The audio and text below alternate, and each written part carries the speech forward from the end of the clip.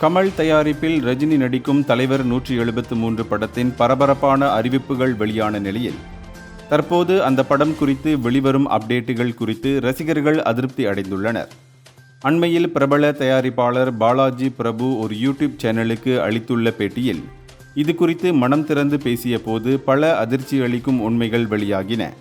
அதாவது, தக் லைஃப் படத்தில் கமல் 180 கோடி நஷ்டமடைந்துள்ள நிலையில் கடன் நெருக்கடிகளால் தாக்குப்பிடிக்க முடியாத அவர் உடனடியாக தன்னுடைய அடுத்த படத்தை அறிவித்தால்தான் கடன்காரர்களின் வாயை அடைக்க முடியும் என்பதால் கடந்த 7ஆம் தேதி இந்த படத்தை அறிவிக்க வேண்டியதாயிற்று. ராஜ்கமல் நிறுவனம்தான் படத்தை தயாரிக்கும் என்பதை தவிர மற்ற எதுவும் அப்போது உறுதியாகவில்லை என்றார் அவர். மேலும் ஏற்கனவே நஷ்டமடைந்த நிலையில் இன்னொரு படத்திற்கு பெருமளவில் பணத்தை கொட்டுவதற்கு வாய்ப்பில்லாததால் பட்ஜெட்டுக்கு பொருத்தமாக சுந்தர் சி இருப்பார் என்பது கமலின் சாய்ஸாக இருந்துள்ளது. ஆனால் சுந்தர் சி இதில் திருப்தி கொள்ளவும் இல்லை. 2 பெரிய நடிகர்களை வைத்து இயக்கும் வாய்ப்பையும் அவர் மறுக்கவில்லை.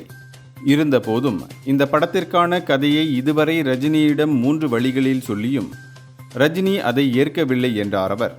35 படங்களின் வெற்றிப்பட இயக்குனர். 27 வருடங்களுக்கு முன்பே அருணாசலம், 22 வருடங்களுக்கு முன்பே கமலை வைத்து படம் எடுத்த இயக்குனர்தான் சுந்தர் சி.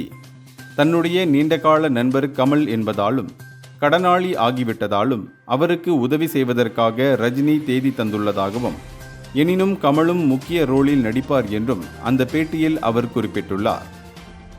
இந்தியர்களின் இதய குரல் மக்களோசை.